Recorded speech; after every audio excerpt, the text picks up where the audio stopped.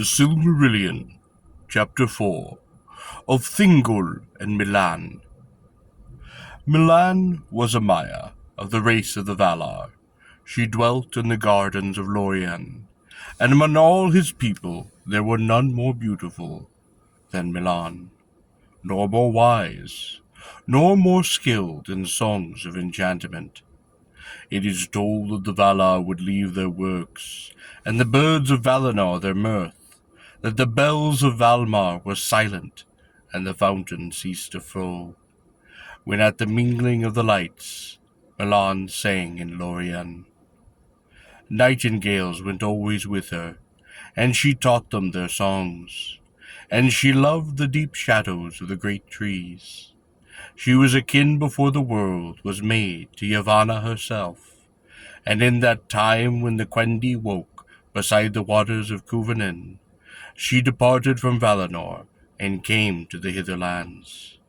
There she filled the silence of Middle-earth before the dawn with her voice and the voices of her birds. Now when their journey was near its end, as has been told, the people of the Telri rested along in East Bellerand, beyond the river Gillian, and at that time many of the Noldor still lay to the west, and these forests that were afterwards named Neldoreth and Region. Elwë, lord of the Teleri, went often through the great woods to seek out Finwë, his friend in the dealings of the Neldor, and it chanced on a time that he came along to the starlit wood of Nan Elmoth, and there he heard the song of the nightingales. And an enchantment fell upon him, and he stood still, and afar off, beyond the voices of the Limolindi, he heard the voice of Melian, and it filled all his heart with wonder and desire. He forgot then utterly all of his people and all the purposes of his mind, and following the birds under the shadow of the trees, he passed deep, deep into Nan Elmoth, and was lost. But he came at last to a glade open to the stars, and there Melian stood, and out of the darkness he looked upon her, and the light of Aman was in her face.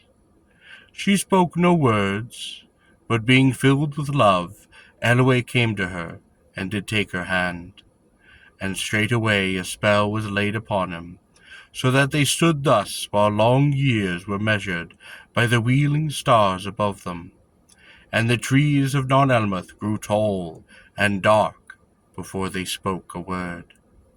Thus Elwë's folk, who sought him, found him out, and Olwë took the kinship of the Telri, and departed. As it is told hereafter, Elwë Singolo came never again across the sea to Valinor, so long as he lived, and Melian returned not thither, whether their whelm together lasted. But ever there came among both elves and men a strain of the Anor, who were with Ilúvatar before ye. In after days he became a king renowned, and his people were all the Eldar of Bellerand. The Sindar they were named, the Grey Elves, the Elves of the Twilight. The King Greymantle was he, and Thingol in the tongue of that land, and Melian was his queen, wiser than any child of Middle-earth, and their hidden halls were in Mengroth, the 1,000 caves in Dorioth. Great power Melian lent to Thingol, who was himself great among the Eldar, for he alone of all the Sindar had seen with his own eyes the trees in the day of their flowering. And king though he was of Umanar, he was not accounted among the Morquendi, but with the elves of the light, mighty upon Middle-earth. And of the love of Thingol and Melian there came into the world the fairest of all the children of Ilúvatar that was or ever shall be.